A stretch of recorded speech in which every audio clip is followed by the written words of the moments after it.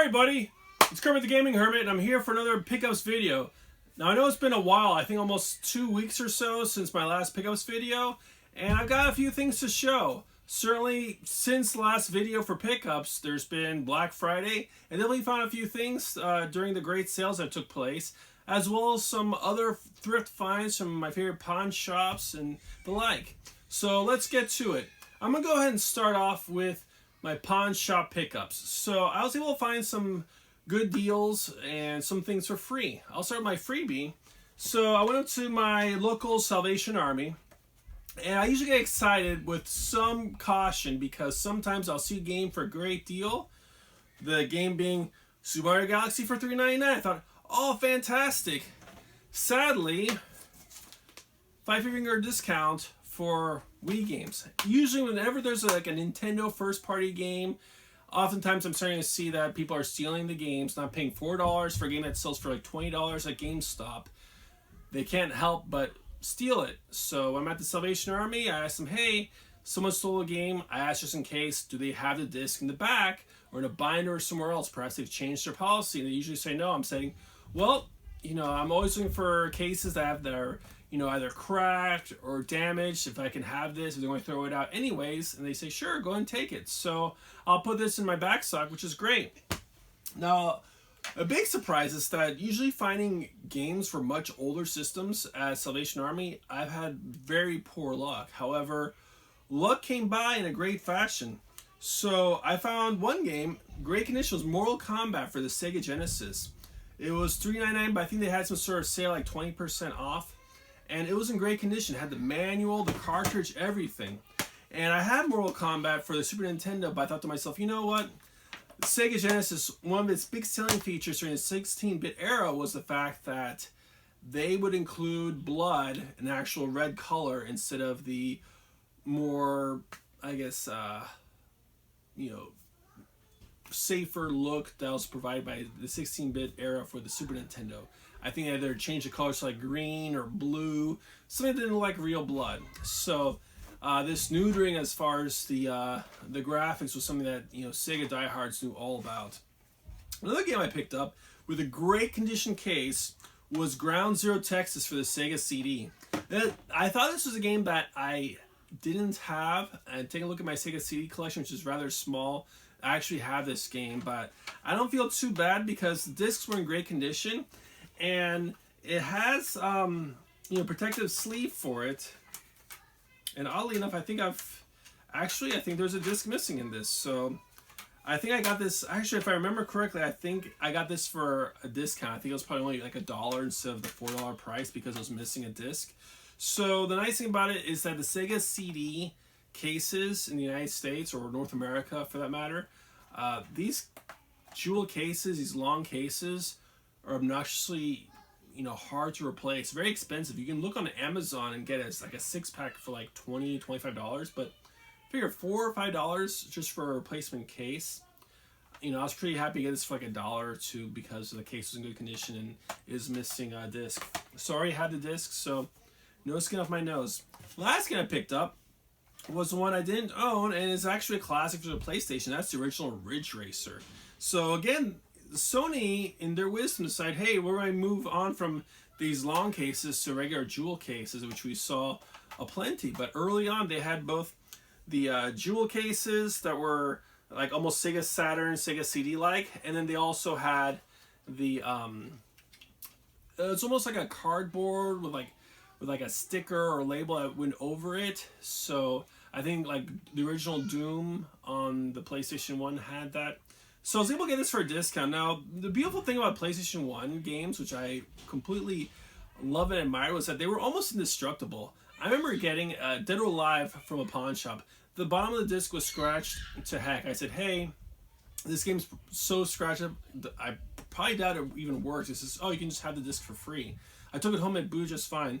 And there were some mild scratches on this, but I didn't want to take any chances, and so they marked it down from like $4 to $2. I thought, even $2 for a replacement case, it's well worth it. So that was my trip to Salvation Army. Now I went to another pawn shop, and I had seen this beforehand, but I'm not really big into it. And this is Amiibo, and it's for Shovel Knight. Now I've talked a little bit about amiibos, and with regards to amiibos, I don't have very many. I picked up a few on the cheap. I figured playing with for Smash Brothers. But the nice thing about this amiibo, the Shovel Knight one, is that if you have the Shovel Knight game for the Wii U, it adds 2-player mode.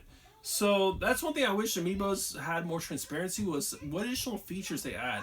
Other times it's something minimal like, oh hey, you can get an extra costume for Mario or for Zelda or Link. But this one actually adds a whole nother feature to a game. So I'm really looking forward to giving this a try. So switching gears, I went over to my other regular favorite pawn shops, and I'm picking up from their junk section was a Wii. It's just console only, $5. It's listed as disc not working. So, being a father of 5 kids, I've had several game systems where the discs were jammed in there to see how many discs fit inside. So, my oldest daughter, who's 10, decided to do that with our first Wii. So I got the pleasure of taking it apart and trying to take out, I think, 3 discs from the disk drive. So I'm not sure necessarily if that's the same case with this one, but I'll take a look and see if it's something I can repair.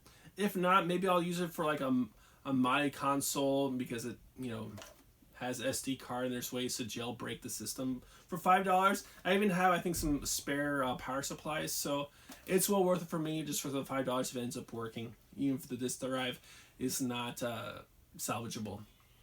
Let's see, a few other games I picked up on the cheap, probably for about $2 a piece. One was Marvel Superheroes 2 Lego. I ended up picking this up initially for my son for Christmas.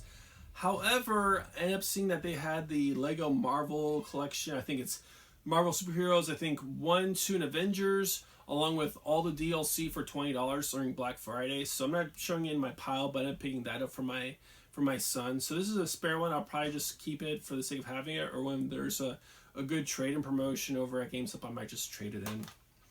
Let's see, next game, Lego Marvel Superheroes. Same sort of thing. My son didn't want it. He wanted to get the missing Lego Marvel games he didn't have. And so, same sort of idea.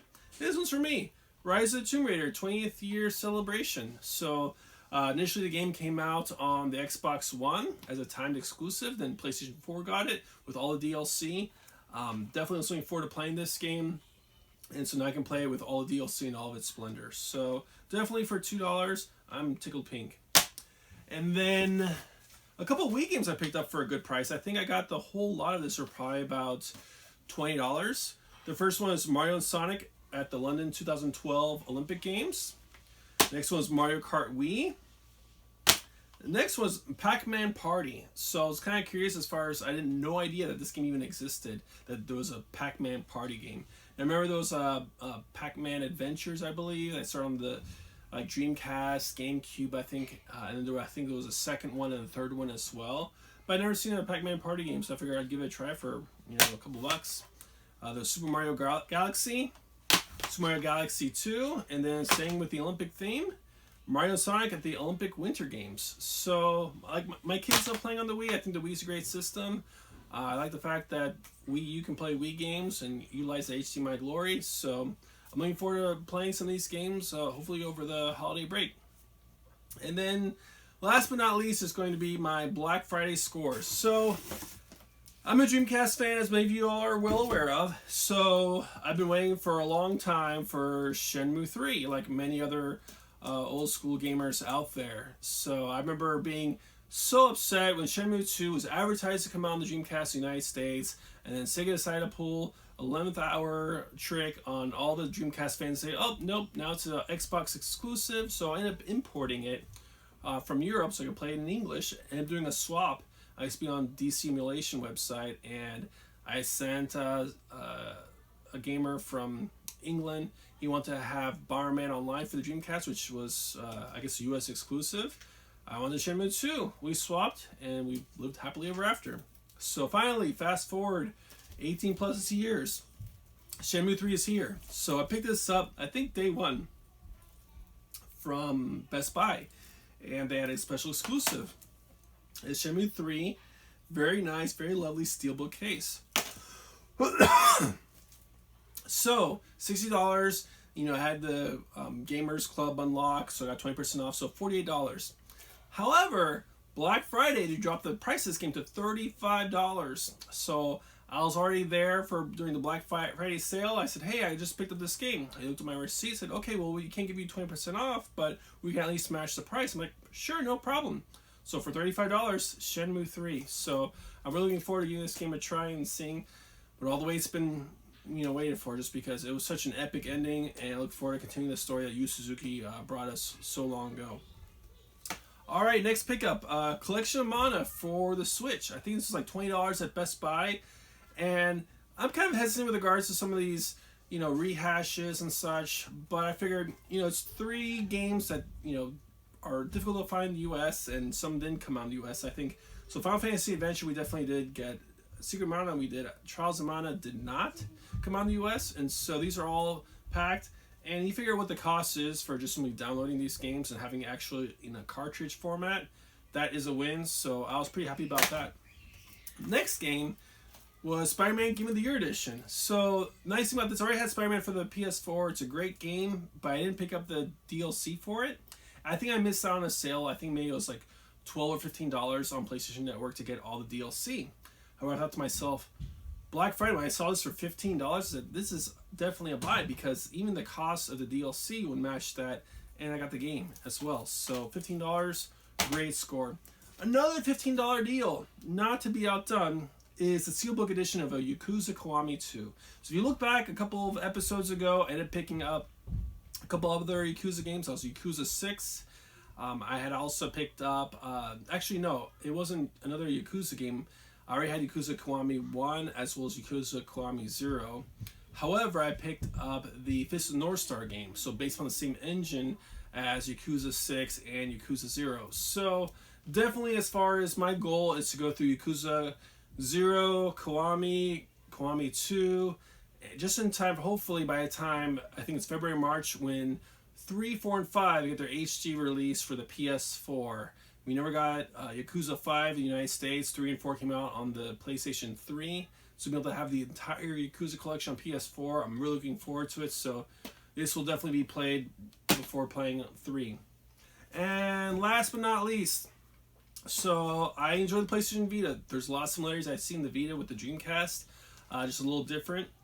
However, I think it's a great handheld that was just under-supported, and some really bonehead mistakes by Sony with regards to releasing its own handheld, especially proprietary memory that costs an arm and a leg.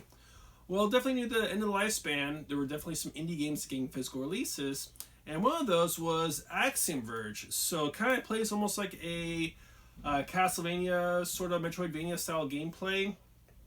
And so it had a nice release. Initially it was $30, so I think when it came out, published by Badland Games. And I'm not sure if it was exclusive at GameStop or just something they carried it, and maybe Amazon carried it as well. However, it got clearance down to $9.97. I saw that there was a GameStop about 40-50 miles away. Went to my local GameStop and said, hey, would you all be able to have it shipped from one store to another? They were able to do it, and picked it up for $9.97. So pretty happy pickup. Looking forward to getting around to playing it.